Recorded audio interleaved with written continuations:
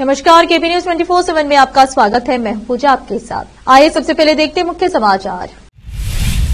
कर्नाटक के मुख्यमंत्री सिद्धरामैया ने की मैसूर चलो मार्च की निंदा, बोले बीजेपी जेडीएस को मेरा इस्तीफा मांगने का अधिकार नहीं। कर्नाटक में भाजपा जेडीएस के मैसूर चलो अभियान पर गृह मंत्री जी परमेश्वर का पलटवार, कहा अब बात आगे बढ़ गई है। अब भारत में जानवरों के लिए भीख मिल गई, चौकियां गेट पर होंगी चेकिंग, पुलिस 24 घंटे करेगी निगरानी। लड़ाकी बहन योजना पर सवाल उठाने वाले सौतेले भाइयों से सावधान, महाराष्ट्र के मुख्यमंत्री एकनाथ शिंदे का विपक्ष पर पलटवार। भारत के लिए बांग्लादेश सीमा पर अजब धर्म संकट, शरण के लिए घंटों पानी में खड़े रहे हिंदू।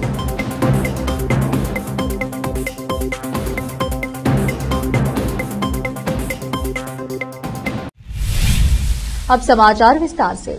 कर्नाटक के मुख्यमंत्री सिद्धरामैया ने कथित भूमि घोटाले को लेकर बीजेपी जेडीएस के मैसूर चलो मार्च की शुक्रवार को आलोचना की। उन्होंने कहा कि विपक्षी दलों के किसी भी नेता के पास उनसे सवाल करने का नैतिक हक नहीं है। उन्होंने जनता से मनुवादियों को बाहर निकालने को कहा। मैसूर चलो अभियान से एक दिन पहले सिद्धरामैया ने अपने गृह नगर में शक्ति प्रदर्शन में विपक्ष पर हमला किया। बेंगलुरु से मैसूर तक मार्च का आयोजन मुख्यमंत्री के इस्तीफे की मांग को लेकर किया गया है। आरोप है कि उनकी पत्नी पार्वती को मैसूरी विकास प्राधिकरण मूडा में एक घोटाले में फायदा हुआ। विपक्ष का आरोप है कि सिद्धरामैया की पत्नी को शहर के लिए एक दूर दराज इलाके में 3.40 एकड़ जमीन के अधिग्रहण के बदले वैकल्पिक भूखंड मिले। हाल ही में कर्नाटक में कथित भूमि घोटाले को लेकर भारतीय जनता पार्टी और जनता दल एस ने मैसूर चलो मार्च का आयोजन किया। उधर कांग्रेस भी लगातार भाजपा और जेडीएस पर हमलावर है।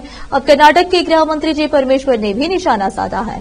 कर्नाटक के गृह मंत्री जी परमेश्वर ने कहा, जब भाजपा ने अपनी पदयात्रा की घोषणा की थी तो उन्होंने आरोप लगाया था कि मैसूर शहरी विकास प्राधिकरण मूडा ने मुख्यमंत्री की पत्नी को 14 जगहें दी। आरोप लगाए गए हैं कि मुख्यमंत्री ने अपने पद का दुरुपयोग करते हुए एमयूडीए पर इन 14 जगहों को देने के लिए दबाव डाला। हालांकि हम इन आरोपों से चिंतित नहीं हुए, लेकिन अब बात आगे बढ़ गई है। गृह मंत्री जी परमेश्वर ने आगे कहा, इसे लेकर राज्यपाल ने कारण बताओ नोटिस भी जारी किया, लेकिन हम चुप रहे।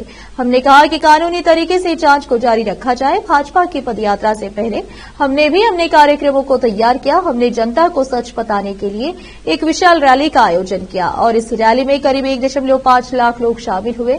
जब कागजों में मुख्यमंत्री के हस्ताक्षर ही नहीं है तो भाजपा उन पर आरोप कैसे लगा सकती है। जब यह घटना घटी तो उस समय राज्य में भाजपा का शासन था और भाजपा के नेता डीएमयूडीए को चला रहे थे। कर्नाटक के उप मुख्यमंत्री डीके शिवकुमार के भ्रष्टाचार को उजागर करने की कसम खाते हुए केंद्रीय इस्पात मंत्री एचडी कुमारस्वामी ने शुक्रवार को कहा कि इस देश के लोग नेताओं के राजनीतिक भविष्य का फैसला करेंगे। कुमारस्वामी ने यहां संवाददाताओं से बात करते हुए पूछा, क्या शिवकुमार एक इंसान की तरह व्यवहार कर रहे हैं?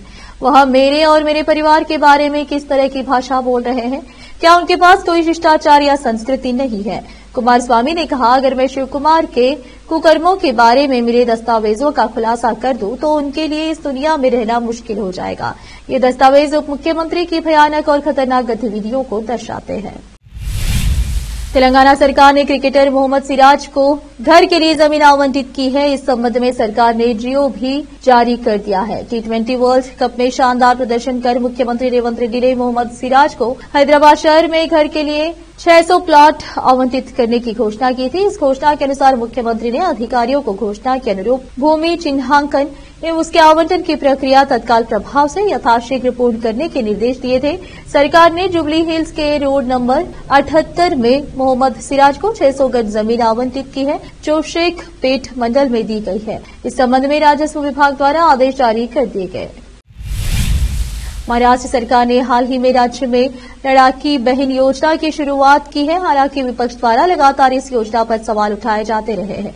अब महाराष्ट्र के मुख्यमंत्री एकनाथ शिंदे ने विपक्ष पर इस योजना के बारे में भ्रम फैलाने का आरोप लगाया था। एकनाथ शिंदे ने कहा, जनता को ऐसे सौतेले भाइयों से सावधान रहने की जरूरत है। अपने गृह क्षेत्र ठाणे में सीएम एकनाथ शिंदे ने कहा कि उनकी सरकार चुनाव नहीं बल्कि जनता के कल्याण को ध्यान में रखते हुए काम करती है। आपको बता दें कि इस वर्ष अक्टूबर महीने में महाराष्ट्र में विधानसभा चुनाव आयोजित होने की संभावना है। कुछ महीने पहले ही महाराष्ट्र सरकार ने मुख्यमंत्री माझी लड़की बहन योजना की शुरुआत की थी। इसका सही मायनों में अर्थ है मुख्यमंत्री की प्यारी बहन योजना। इस योजना के तहत पात्र महिलाओं को हर महीने 1,500 रुपए दिए जाने हैं। अब फिलहाल लेते एक छोटा सा ब्रेक। आज के इस कॉम्पिटिटिव दौर में बच्चों को अच्छी शिक्षा, अच्छा ज्ञान और अच्छे प्रतिभाओं की बेहद जरूरत है। इसके बिना बच्चों का अच्छे नागरिक बनना नामुमकिन है। अच्छी शिक्षा और अच्छा ज्ञान अच्छे स्कूल और कॉलेज ही दे सकते हैं। बीदर शहर में ऐसी ही बेहतर शिक्षा और ज्ञान देने वाले स्कूल और कॉलेज शरण बसप्पा अप्पा के नाम पर चलाए जा रहे हैं, जहां केजी से लेकर पीजी तक हर कोर्स उपलब्ध है। Lingaraj Appa engineering college Bidar AICTE approved and BTU affiliated, जहां पर सभी प्रकार के इंजीनियरिंग कोर्सेज उपलब्ध हैं और इसके अलावा MBA के सभी कोर्सेज यहां पर उपलब्ध हैं। एडमिशन ओपन हो चुके हैं। एडमिशन के लिए प्रिंसिपल डॉक्टर रीता पाटिल से संपर्क करें।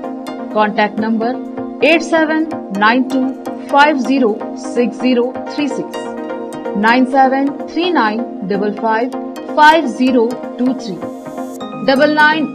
9986291615। उसी तरह Channabasamma BCA and BCom college AICTE approved Gornalli Bidar.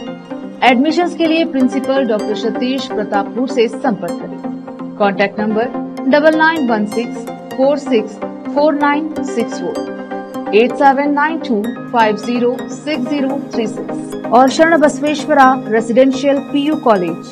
Admissions के लिए कॉन्टैक्ट नंबर 9741213165, 9945571908, 8310108585, 9880388838। इसके अलावा Sharan Basava public school Gornalli Bidar affiliated to CBSE। Contact number 9742082996, 9945571908, 8050274555। इन सभी स्कूल और कॉलेजों में विशेषज्ञ शिक्षकों द्वारा बेहतर शिक्षा दी जाती है और छात्रों की प्रतिभाओं को बढ़ाया जाता है। यहाँ पर विशाल क्लासरूम्स के अलावा सभी सुविधाएं उपलब्ध हैं। खुले और बेहतर वातावरण में शिक्षा दी जाती है। अपने बच्चों को शिक्षा और ज्ञान का बेहतर तोहफा देना चाहते हैं तो इन स्कूलों और कॉलेजों में एडमिशन करवाकर अपने बच्चों को भविष्य के अच्छे और शिक्षित नागरिक बनाएं। आज ही अपने बच्चों का एडमिशन करवाइए और बच्चों के भविष्य को उज्जवल बनाइए। ब्रेक के बाद आपका स्वागत है। आइए देखते हैं समाचार। महाराष्ट्र के उप मुख्यमंत्री देवेंद्र फडणवीस ने राष्ट्रीय स्वयंसेवक संघ RSS की विदर्भ इकाई की बैठक में भाग लिया। शुक्रवार शाम आयोजित हुई यह बैठक महाराष्ट्र में अक्टूबर में होने वाले विधानसभा चुनाव के मद्देनजर यह बैठक महत्वपूर्ण मानी जा रही है। सूत्रों ने बताया कि यह संघ परिवार के विभिन्न संगठनों के प्रतिनिधियों की एक समन्वय बैठक थी और RSS के संयुक्त महासचिव अरुण कुमार सहित कुछ अन्य लोग भी बैठक में शामिल हुए। महाराष्ट्र के उप मुख्यमंत्री देवेंद्र फडणवीस ने बताया है कि बीजेपी के पास खाली 2 राज्यसभा सीटों में से एक सीट अजित पवार के नेतृत्व वाली एनसीपी को दी जाएगी। ये दोनों सीटें उदय नराजे भोसले और पीयूष गोयल लोकसभा जाने के बाद खाली हुई है। मवेशियों के लिए चौकी, ये सुनने में थोड़ा अटपटा लग सकता है, लेकिन यह सच है। और सबसे बड़ी बात, ये चौकियां कोई विदेश में नहीं बनाई है, यह भारत देश में ही बनाई गई है। अब आप सोच रहे होंगे कि आखिर मवेशियों के लिए चौकियों को क्यों बनाया गया, तो आइए जानते हैं पूरा मामला। शायद भारत में पहली बार ऐसा हुआ कि मवेशियों के लिए कोटा में चौकियां बनाई गई है, जिसके लिए पुलिस की भी ड्यूटी लगाई गई है। इस चौकी से 24 घंटे मवेशियों पर निगरानी होगी। मीडिया रिपोर्ट के मुताबिक नगर निगम कोटा उत्तर ने इस तरह की चौकियों को बनाया है। कोटा में शहर के बाहर से मवेशियों की एंट्री रोकने के लिए इस तरह की चौकियों को बनाया गया है। इसके लिए पुलिस भी तैनात किए गए हैं। नगर निगम कोटा उत्तर ने ऐसा कदम अपने क्षेत्र अधिकार से सटे गांवों से आने वाले मवेशियों के प्रवेश को रोकने के लिए उठाया है। विभिन्न इलाकों में चौकियां स्थापित कर दी गई है। पुलिस 24 घंटे निगरानी करेगी और शहर में बाहर के किसी भी मवेशियों को एंट्री पर रोक बैन करेगी। पुलिस के साथ कुछ मजदूरों को भी लगाया गया है, जो आए हुए मवेशियों को पकड़ने में मदद करेंगे। शहर के मुख्य मार्ग पर ही मवेशियों को रोक लगेगी।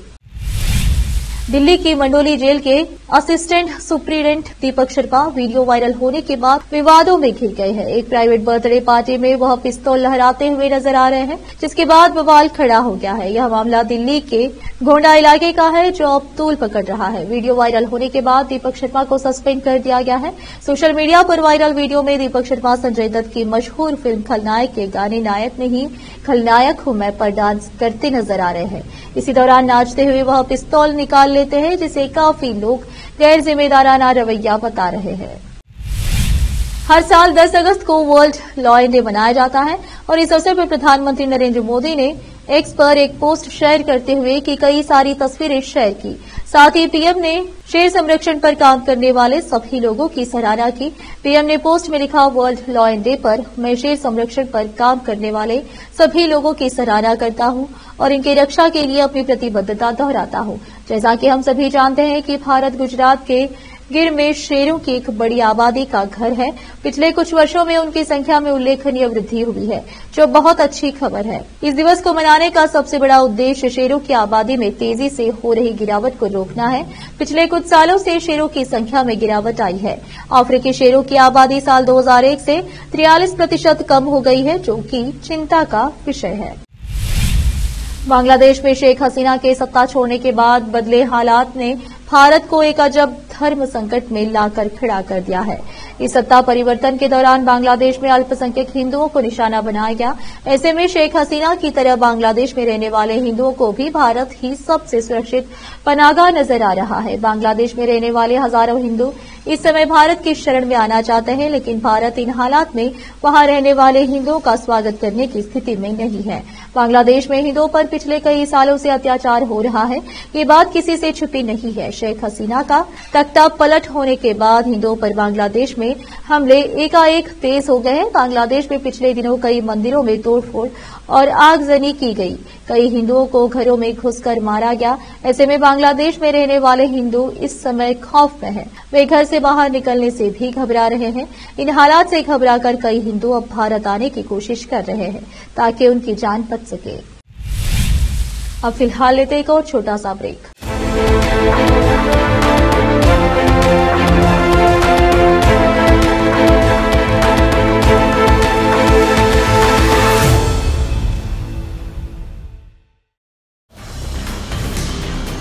हिंदुस्तान के हर कोने में हम हैं मौजूद। 24 घंटे हालात पर गहरी नजर, खबरों से जुड़े चुपते सवालात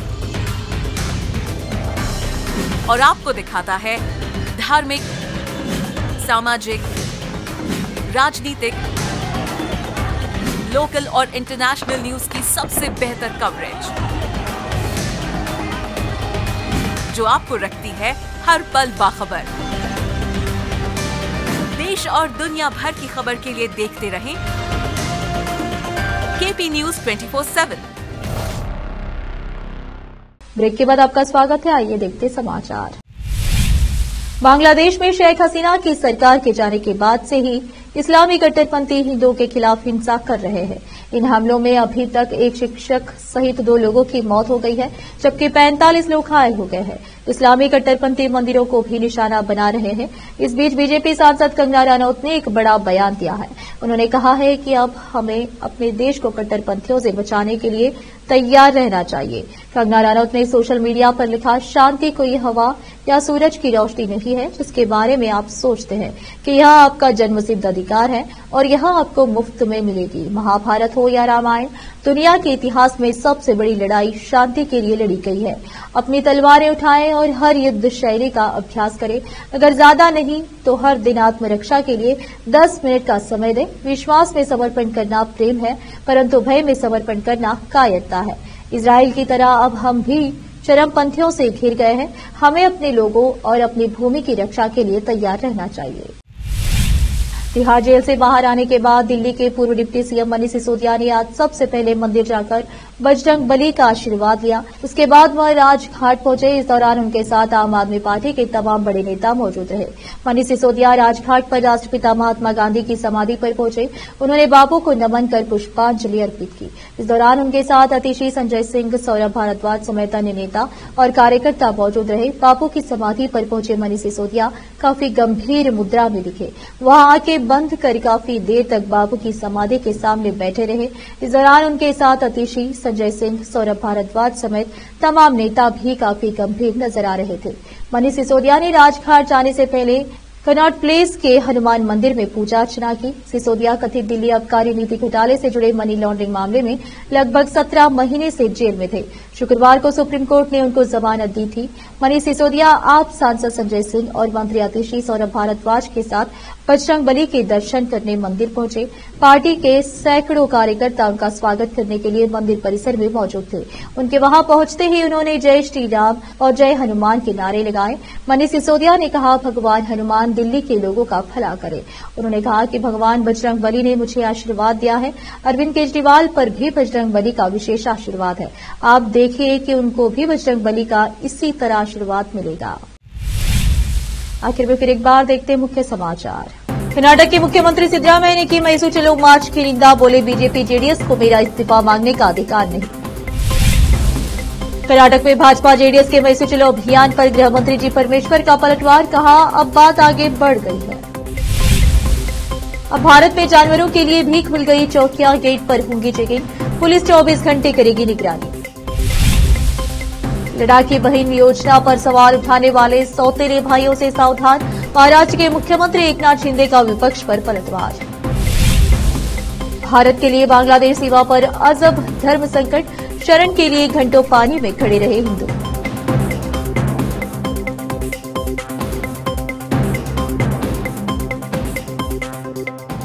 केपी न्यूज में इस वक्त के लिए इतना ही। देश प्रदेश के समाचारों के लिए देखते रहिए आपका अपना चैनल केपी न्यूज 24/7। धन्यवाद।